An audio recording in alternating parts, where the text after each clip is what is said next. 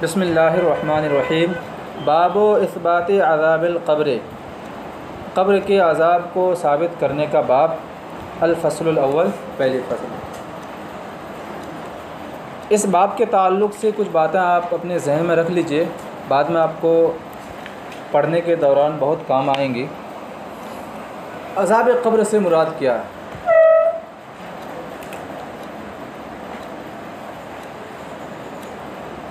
عذاب قبر سے مراد کسی انسان کو دفن کر دینا صرف یہی مراد نہیں ہے، بلکہ عالم برزخ کا عذاب۔ ٹھیک ہے، عالم برزخ کس کو کہتے ہیں؟ انسان کی موت سے عالم برزخ کی ابتدا ہوتی ہے اور جب تک قیامت قائم نہ ہو، یعنی قیامت کے قائم ہونے تک اس کی انتہا ہے عالم برزخ۔ ایک ہے عالم ارواح، جب تک انسان پیدا نہیں ہوا تو وہ روح کی شکل میں ہے عالم ارواح۔ ایک عالم دنیا، جب انسان دنیا میں موجود ہے، اور پھر مرنے کے بعد سے عالم برزخ کی ابتدا ہوتی ہے اور قیامت تک اس کی انتہا ہے۔ تو یہاں پہ مراد عالم برزخ ہے، لہٰذا جو شخص دفن کیا جائے وہ بھی اس میں شامل ہے، جسے کسی جانور نے کھا لیا ہو وہ بھی اس میں شامل ہے، جسے جلا دیا گیا ہو وہ بھی اس میں شامل ہے، جو گل سڑ کے ختم ہو گیا ہو وہ بھی اس میں شامل ہے، اسے بھی عذاب قبر ہوگا۔ قبر سے مراد خاص یہ قبر نہیں ہے بلکہ عالم برزخ۔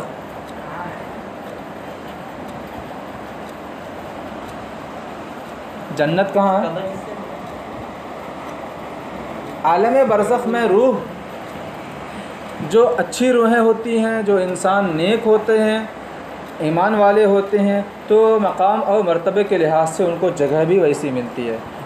کسی کو جنت میں ملتی ہے جگہ، کسی کو عرش میں، کسی کو 7ویں آسمان میں، کسی کو 6 آسمان میں، کسی کو اس کے نیچے، کسی کو اس کے نیچے، مقام اور مرتبہ کے لحاظ سے۔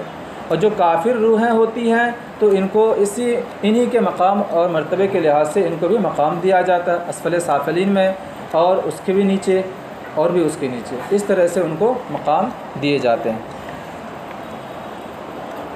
اچھا، ایک بات یہ، اور دوسری بات یہ کہ عذاب قبر کا ثبوت قرآن پاک سے بھی ہے، بہت ساری احادیث پاک بھی اس پر دلالت کرتی ہے۔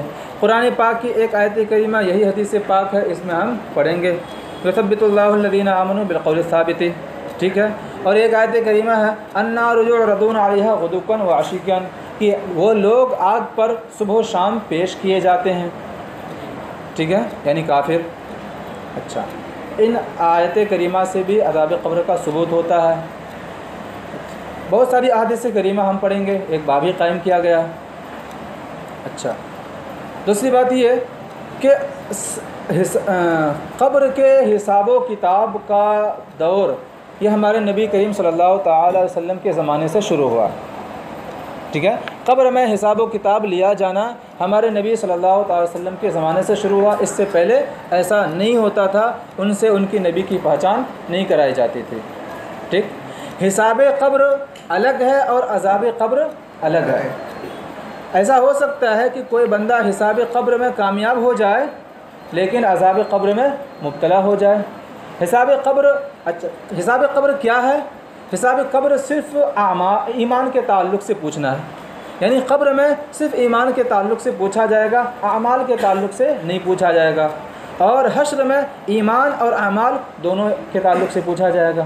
تو ہو سکتا ہے کہ ایمان کے تعلق سے وہ کامیاب ہو جائے جواب دینے میں، لیکن گناہوں کی وجہ سے وہ عذاب میں مبتلا ہو جائے، ٹھیک ہے۔ کافر کو جو عذاب قبر دیا جائے گا وہ ہمیشہ کے لیے ہوگا، اور مومنین کو جو عذاب قبر ہوگا وہ کچھ وقت کے لیے ہوگا، کسی کو زیادہ وقت کے لیے ہوگا، کسی کو کم وقت کے لیے ہوگا۔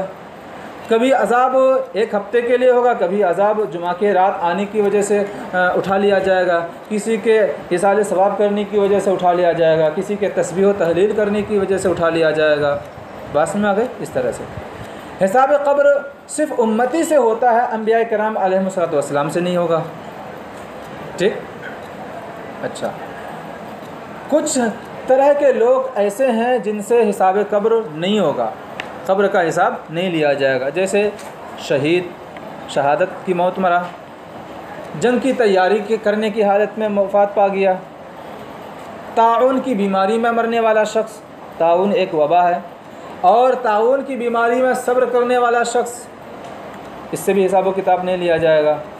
جمعہ کی رات اور جمعہ کی دن میں مرنے والا شخص، مستقل سورۃ الملک پڑھنے والا شخص عشاء کے بعد، اچھا اسی طرح مرض الموت میں قل هو اللہ کی تلاوت کرنے والا شخص، اس سے بھی حساب و کتاب نہیں لیا جائے گا۔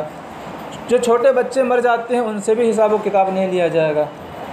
اس کے علاوہ اور بھی کئی طرح کے لوگ ہیں جن سے حساب و کتاب نہیں لیا جائے گا، ٹھیک ہے۔ اچھا یہ بات یاد رکھیے گا، عذاب قبر سے مراد کیا ہے؟ عالم برزخ کا عذاب۔ قبر سے خاص یہ قبر مراد نہیں ہے، ورنہ تو وہ لوگ اس میں شامل ہی نہیں ہوں گے جنہیں جلا دیا جاتا ہے، ہاں جنہیں ڈبو دیا جاتا ہے، کیونکہ وہ قبر میں تو ہے نہیں۔ عالم برزخ سے مراد عالم برزخ کا عذاب، اور عالم برزخ کی ابتدا مرنے کے بعد سے شروع ہو جاتی ہے اور انتہا قیامت تک ہے، ٹھیک۔ حدیث پاک دیکھیے،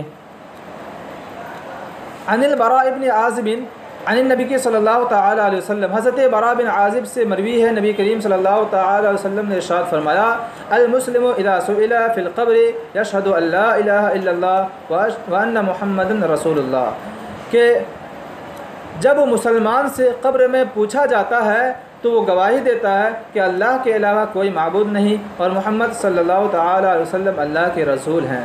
فذلک قولہ، تو یہ اللہ تبارک و تعالیٰ کا یہ قول ہے، یثبت اللہ الذین آمنوا بالقول الثابت فی الحیاۃ الدنیا وفی الآخرہ، اللہ تبارک و تعالیٰ ثابت رکھتا ہے، ثابت قدم رکھتا ہے ایمان والوں کو قول ثابت کے ذریعے سے، ثابت شدہ قول کے ذریعے سے، کہاں پر؟ دنیا میں بھی اور آخرت میں بھی، ٹھیک۔ اچھا ایمان والوں کو ثابت شدہ قول سے مراد کیا ہے؟ وہی لا الہ الا اللہ محمد رسول اللہ، اسی کی طرف اشارہ کرنے کے لیے یہ آیت کریمہ یہاں پر اللہ کے نبی صلی اللہ تعالی وسلم نے بیان فرمایا۔ یعنی اللہ تبارک و تعالیٰ انسان کو دنیا میں بھی اور آخرت میں بھی اس قول کے ذریعے سے، یعنی لا الہ الا اللہ محمد رسول اللہ کے ذریعے سے ثابت قدم رکھتا ہے، یعنی اس کو بہکنے نہیں دیتا ہے۔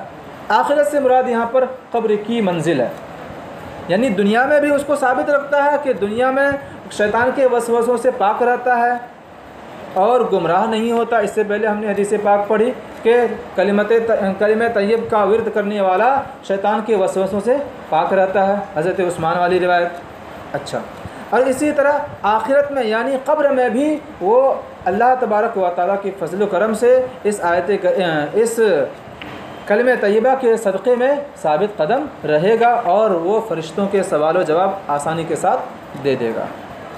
سمجھ میں آ گیا؟ ترجمہ سمجھ میں آ گیا؟ وفی روایت عن نبی صلی اللہ تعالیٰ علیہ وسلم، اور ایک روایت میں نبی کریم صلی اللہ تعالیٰ علیہ وسلم سے مروی فرماتے ہیں، یثبت اللہ الذین آمنوا بالقول الثابت، یعنی اللہ تبارک و تعالیٰ ایمان والوں کو قول ثابت سے ثابت قدم رکھتا ہے دنیا میں بھی اور آخرت میں بھی۔ قول ثابت سے مراد سمجھ گئے نا؟ جی کیا؟ لا الہ الا اللہ محمد رسول اللہ۔ اچھا یہ آیت کریمہ نزلت فی عذاب القبر، قبر کے عذاب کے تعلق سے نازل ہوئی، ٹھیک ہے۔ اچھا کیسے پتہ چلا یہ آیت کریمہ قبر کے عذاب کے تعلق سے نازل ہوئی؟ اس طور پر کہ یہاں پہ بیان کیا گیا کہ اللہ تبارک و تعالی ایمان والوں کو اس قول سے یعنی لا الہ الا اللہ محمد رسول اللہ سے آخرت میں یعنی قبر میں ثابت قدم رکھتا ہے۔ تو ایمان والوں کو ثابت قدم رکھتا ہے، اور جو اس قول کے قائل نہیں ہیں یعنی جنہوں نے ایمان نہیں لایا دنیا میں ان کو ثابت قدم نہیں رکھتا، یعنی وہ جواب میں کامیابی حاصل نہیں کر پاتا، اور جب جواب میں کامیابی حاصل نہیں کر پاتا تو پھر وہ اس کو سزا دی جاتی ہے۔ تو اس آیت کریمہ سے کیا سمجھ میں آیا کہ عذاب قبر برحق ہے۔ بات سمجھ میں آ گئی نا؟ یقال له، اس سے کہا جاتا ہے من ربک، تیرا رب کون ہے؟ فیقول، وہ کہتا ہے ربی اللہ، میرا رب اللہ ہے، ونبی کی محمد صلی اللہ تعالیٰ علیہ وسلم، اور میرے نبی محمد صلی اللہ تعالیٰ علیہ وسلم ہے، متفق علیہ۔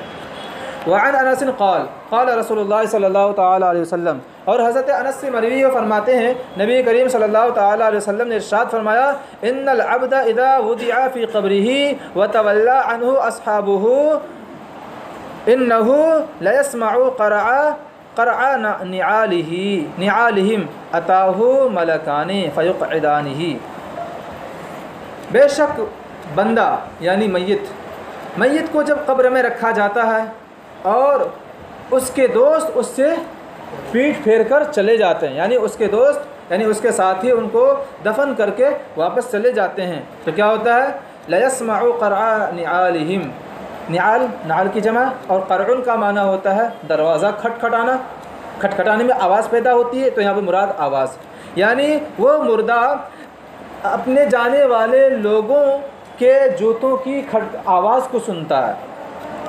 اتاہ ملکان، اس کے پاس دو فرشتے آتے ہیں، فیقعدانہ، اقعد یقعد اقعاد کا معنی بٹھانا، تو وہ فرشتے اس کو بٹھاتے ہیں، فیقولان، تو وہ کہتے ہیں ما کنت تقول فی ھذا الرجل لمحمد، اے بندہ تو اس آدمی کے بارے میں یعنی محمد صلی اللہ تعالی علیہ وسلم کے بارے میں کیا کہتا تھا دنیا میں؟ اچھا، اذا وضع فی قبرہ، یہاں پہ بیان کریں جب قبر میں رکھا جاتا ہے، اس سے تو یہ بات سمجھ میں آتی ہے کہ صرف انہی لوگوں سے سوال و جواب ہوتا ہے جو قبر میں دفن کیے جائیں، بقیہ لوگوں سے نہیں، تو اس کا جواب پہلے ہی ہو چکا ہے۔ یہاں پہ مراد قبر سے مراد کیا ہے؟ عالم برزخ۔ چلیے اس آدمی کے بارے میں کیا کہتا ہے؟ یہاں سے یہ بات سمجھ میں آتی ہے کہ حضور صلی اللہ تعالی علیہ وسلم خود قبر میں تشریف لائیں گے، کیونکہ یہاں پہ ہادہ اس میں اشارہ سے بیان کیا جا رہا ہے، اور ہادہ کس کے لیے آتا ہے؟ اشارہ قریب کے لیے ہے، تو حضور صلی اللہ علیہ وسلم بالکل قریب تشریف فرما ہوں گے، اور یہ بھی سمجھ میں آ رہا ہے کہ حضور صلی اللہ علیہ وسلم بذات خود تشریف لائیں گے، آپ کی تصویر نہیں دکھائی جائے گی، کیوں؟ کیونکہ رجل تصویر کو نہیں کہتے ہیں، تصویر کو کوئی رجل کہے گا نہیں، تصویر کو تصویر ہی کہے گا۔ اس کا مطلب یہ ہے کہ خود حضور صلی اللہ علیہ وسلم یہاں تشریف لائیں گے، حضور کی تصویر نہیں دکھائی جائے گی۔ کچھ لوگوں کے ساتھ یہ معاملہ پیش آئے گا کہ خود حضور صلی اللہ علیہ وسلم تشریف لائیں گے، اور کچھ لوگوں کے ساتھ یہ ہوگا کہ سارے پردے ہٹا دیے جائیں گے، حضور صلی اللہ علیہ وسلم اپنی جگہ پہ تشریف فرما ہوں گے، اور سارے پردے ہٹا دیے جانے کی وجہ سے یہ وہاں سے نبی کریم صلی اللہ علیہ وسلم کو دیکھے گا۔ تو یہاں پر بھی حالہ اس میں اشارہ کا استعمال کرنا درست ہے، گویا کہ ایسا ہوگا کہ حضور صلی اللہ علیہ وسلم قریب ہیں، ٹھیک ہے۔ اچھا، اس سے ایک بات یہ بھی سمجھ میں آئی کہ حضور صلی اللہ تعالی علیہ وسلم ہر قبر میں تشریف لے جاتے ہیں، چاہے مومن ہو چاہے کافر ہو، اور ایک لمحے میں ایک وقت میں کتنے آدمی دفن کیے جاتے ہیں اس کا کوئی شمار نہیں۔ تو اس سے کیا پتہ چلا کہ ہمارے نبی صلی اللہ تعالی علیہ وسلم بیک وقت پوری جہان میں تشریف لے جاتے ہیں، حاضر و ناظر کا ثبوت اس حدیث پاک سے ہوتا ہے۔ فاما المؤمن، رہی بات مومن کی، فیقول، تو وہ کہے گا اشہد انہ عبد اللہ و رسولہ، میں گواہی دیتا ہوں کہ یہ اللہ کے بندے اور اس کے رسول ہیں۔ فیقال له، تو اس سے کہا جائے گا انظر الی مقعدک من النار، اپنے جہنم کے ٹھکانے کو دیکھو، قد ابدلک اللہ بہ مقعدا من الجنت، اللہ تبارک و تعالی نے تمہیں اس کے بدلے میں جنت کا ایک ٹھکانہ عطا فرمایا۔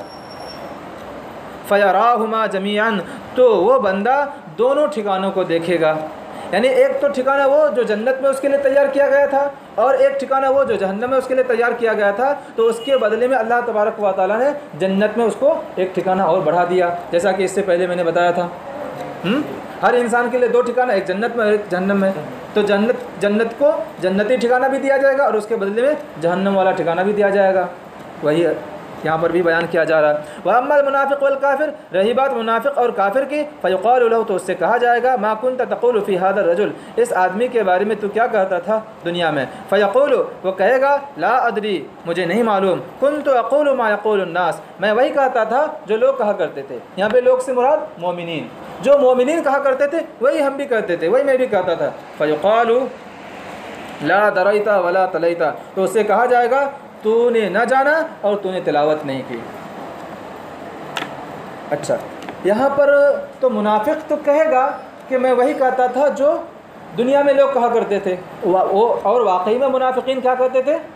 لا الہ الا اللہ محمد رسول اللہ کہا کرتے تھے، لیکن کافر تو لا الہ الا اللہ محمد رسول اللہ نہیں کہا کرتے تھے، تو پھر وہ کیسے کہے گا؟ تو اس کے بارے میں یہ بیان کیا گیا ہے کہ کافر کچھ نہیں کہے گا، بالکل خاموش رہے گا، اس کے پاس کوئی جواب ہی نہیں رہے گا۔ اور ایک قول یہ ہے کہ کافر صرف اتنا کہے گا ہاں لا ادری، مجھے نہیں معلوم، اور آگے والا جملہ نہیں کہے گا۔ اور ایک قول کے مطابق یہ ہے کہ کافر بھی کہے گا کہ میں بھی وہی کہتا تھا جو لوگ کہا کرتے تھے، یعنی مومنین، لیکن حقیقت میں معاملہ ایسا نہیں ہے، بلکہ تو پھر کیوں ایسا کہے گا؟ تو وہ عذاب سے چھٹکارے کے لیے کہے گا، بہانہ بازی کرے گا، جیسا کہ یہاں پہ بھی بہت سارے لوگ کرتے ہیں دنیا میں۔ اچھا آگے پھر فرشتے کی جانب سے کیا ہوگا؟ لا دریتا ولا تلیتا، تو نے نہ جانا اور تو نے تلاوت نہیں کی، یعنی تو نے علم حاصل نہیں کیا، تجھے معلوم نہیں ہوا، اور تو نے علم حاصل کرنے کے لیے کتاب اللہ کی تلاوت بھی نہیں کی، تجھے تو کتاب اللہ کی تلاوت کرنی چاہیے تھی۔ اچھا وَيُضْرَبُ بِمَطَارِقَ مِنْ حَدِيدٍ ضَرْبَةً فَيَصِيحُ صَيْحَةً يَسْمَعُهَا مَنْ يَلِيهِ غَيْرَ الثَّقَلَيْنِ، اور اسے مارا جائے گا، مطارق مطرق کی جمع ہے، اس کا معنی ہتھوڑا، لوہے کے ہتھوڑوں سے مارا جائے گا، ایسی مارا جائے گا، فَيَصِيحُ صَيْحَةً کہ وہ ایسی چیخے گا جسے وہ تمام لوگ سنیں گے جو اس کے قریب ہیں۔ ولا یلی کا معنی ہوتا ہے قریب ہونا، اس کی چیخ کو وہ تمام لوگ سنیں گے جو اس کے قریب موجود ہیں۔ غیر الثقلین، سوائے دو لوگوں کے، ثقلین کے علاوہ، ثقلین سے مراد انسان اور جنات، یعنی سوائے جنات اور انسان کے سارے لوگ جو اس کے قریب ہیں سب کے سب سنیں گے۔ بات سمجھ آ گئی؟ جو جانور موجود ہیں وہاں پر وہ بھی سنیں گے، جو فرشتے ہیں وہ بھی سنیں گے، اور درخت ہریالیاں جو بھی چیزیں ہیں، پتھر، ساری چیزیں ان کی آواز کو سنیں گے، ان کی چیخ کو سنیں گے۔ متفق علیہ، یہ متفق علیہ۔ انسان اور جنات کو کیوں نہیں سنایا گیا؟ کیونکہ انہیں ایمان لانے کا حکم دیا گیا۔ اگر وہ ان چیخوں کو سن لیں اور پھر اس کے بعد ایمان لائے تو ایمان بالغیب ہوگا نہیں، اور معتبر کیا ہے؟ ایمان بالغیب معتبر ہے، ٹھیک ہے؟ یہ تو پھر ایمان بالمشاہدہ ہو جائے گا۔ اور پھر ایک وجہ اور بھی ہے جو آگے حدیث پاک میں ہم پڑھیں گے کہ کیوں نہیں ان کو سنائی جاتی ہے یہ آواز۔ وعن عبداللہ ابن عمر، اور حضرت عبداللہ ابن عمر سے مروی ہے، قال، فرماتے ہیں نبی کریم صلی اللہ تعالیٰ علیہ وسلم نے ارشاد فرمایا، ان احدکم اذا مات عرض علیہ مقعدہ بالغداۃ والعشی، کی جب تم میں سے کوئی شخص مر جاتا ہے تو اس پر اس کا ٹھکانہ پیش کیا جاتا ہے، صبح کو بھی اور شام کو بھی۔ بس میں آ گئی؟ عالم برزخ میں تو صبح و شام کا نام و نشان نہیں ہے، ٹھیک ہے؟ یہ صبح و شام عالم دنیا میں ہے، عالم برزخ میں صبح و شام نہیں ہے۔ تو پھر مراد کیا ہے؟ مراد ہے دوام، یعنی ہمیشہ اس کو اس کا ٹھکانہ دکھایا جائے گا، کبھی بھی اس کو اس کے ٹھکانے سے دور نہیں کیا جائے گا۔ ان کانا من اہل الجنت فمن اہل الجنت، اگر وہ جنتی ہے تو جنتی ٹھکانہ دکھا جائے گا۔ وَإِن كَانَ مِنْ أَهْلِ النَّارِ، اور اگر وہ جہنم والوں میں سے ہے یعنی جہنمی ہے، فَمِنْ أَهْلِ الْجَنَّةِ، تو فَمِنْ أَهْلِ النَّارِ، تو وہ جہنمی ٹھکانہ دکھایا جائے گا، اسے جہنمی ٹھکانہ دکھایا جائے گا۔ فَيُقَالُ، کہا جائے گا، هَذَا مَقْعَدُكَ، یہ تمہارا ٹھکانہ ہے، حَتَّى يَبْعَثَكَ اللَّهُ إِلَيْهِ يَوْمَ الْقِيَامَةِ، یہاں تک کہ اللہ تبارک و تعالیٰ اسے قیامت کے دن اس کی طرف اٹھائے، یعنی یہ کہتا جائے گا، یہ کہا جاتا رہے گا اس وقت تک جب تک کہ اللہ تبارک و تعالیٰ اسے اٹھائے، یعنی قیامت تک یہ جملہ اسے کہا جاتا رہے گا کہ یہ تمہارا ٹھکانہ ہے، یہ تمہارا ٹھکانہ ہے۔ دیکھ لو، عذاب میں اور بڑھانے کے لیے، عذاب کو بڑھانے کے لیے، کسی کو کوئی تکلیف پہنچے اور بار بار اس کو کہے تم کو یہ تکلیف پہنچی ہے، وہی تکلیف بار بار یاد دلائے تو اس کو تکلیف پہنچے گی کہ نہیں، اور اذیت میں اضافہ ہو جائے گا۔ وعن عائشہ ان یہودیا دخلت علیہا، اور حضرت عائشہ سے مروی ہے کہ ایک یہودی عورت حضرت عائشہ کے پاس داخل ہوئی، فذکرت عذاب القبر، تو اس یہودیہ عورت نے عذاب قبر کے تعلق سے ذکر کیا، فقالت لہا، تو یہودیہ عورت نے حضرت عائشہ سے کہا، اعاذک اللہ من عذاب القبر، اللہ تبارک و تعالیٰ آپ کو عذاب قبر سے محفوظ رکھے۔ بات سمجھ آ گئی؟ یہاں سے یہ پتہ چلتا ہے کہ غیر محرم عورت کا پاس میں آنا کسی مصلحت کے پیش نظر کسی کام کے لیے آنا جائز ہے۔ یہ جو دوسرے مذہب کی عورتوں کے پاس آنے کے لیے جو منع کیا گیا، یا دوسرے مذہب کی عورتوں کو آنے کے لیے منع کیا گیا، اس سے مراد کون عورتیں ہیں؟ بدکار عورتیں، کہ بدکار عورتوں کو اپنی عورتوں کے پاس آنے نہ دو، کہ اس سے بدکاریاں پھیلیں گی، اس سے خرابیاں پھیلیں گی، وہ تمہارے عیوب کو دوسری جگہ جا کر بیان کریں گے۔ اچھا، یہ یہودیہ کسی کام سے حضرت عائشہ کے پاس آئی ہوئی تھی، تو اسی دوران انہوں نے حضرت عائشہ سے عذاب قبر کے تعلق سے بتایا۔ اس سے پتہ چلا کہ عذاب قبر پہلی امتوں میں بھی تھا، البتہ حساب قبر نہیں تھا۔ میں نے جو بتایا کہ پہلی امتوں میں حساب قبر نہیں ہے، حساب و کتاب نہیں ہے، عذاب قبر ہے، ڈائریکٹ ان کو عذاب دیا جائے گا۔ چلیے اچھا، حضرت عائشہ کو پتہ نہیں تھا کہ عذاب قبر ہے کہ نہیں ہے، ہاں؟ ایک یہودیہ سے سنا تو ان کو شبہ ہوا، ایک یہودیہ سے سنا، ان کی بات کی تصدیق نہیں کی تو کیا ہوا؟ فسألت عائشہ رسول اللہ صلی اللہ تعالیٰ علیہ وسلم عن عذاب القبر، حضرت عائشہ رضی اللہ تعالیٰ عنہا نے نبی کریم صلی اللہ تعالیٰ علیہ وسلم سے عذاب قبر کے تعلق سے پوچھا، یعنی تصدیق کرنے کے لیے پوچھا۔ پہلے ان کو معلوم نہیں تھا، ایک غیر مذہب کی عورت سے سنا تو تصدیق کرنے کے لیے نبی کریم سے پوچھا۔ فقال، تو آپ نے ارشاد فرمایا، نعم عذاب القبر حق، ہاں عذاب قبر حق ہے۔ قالت عائشہ، تو حضرت عائشہ نے عرض کیا، حضرت عائشہ فرماتی ہیں، فما رأیت رسول اللہ صلی اللہ تعالی علیہ وسلم بعد صلی صلاۃ الا تعوذ باللہ من عذاب القبر۔ عائشہ فرماتی ہیں، حضرت عائشہ فرماتی ہیں کہ میں نے نبی کریم صلی اللہ تعالی علیہ وسلم کو اس کے بعد نماز پڑھتے ہوئے نہ دیکھا مگر یہ کہ آپ صلی اللہ تعالی علیہ وسلم عذاب قبر سے پناہ مانگتے۔ یعنی میرے اس سوال کے پوچھنے کے بعد جب بھی میں نے آپ کو دیکھا نماز پڑھنے کے بعد آپ صلی اللہ تعالیٰ علیہ وسلم عذاب قبر سے پناہ مانگتے۔ مطلب کیا؟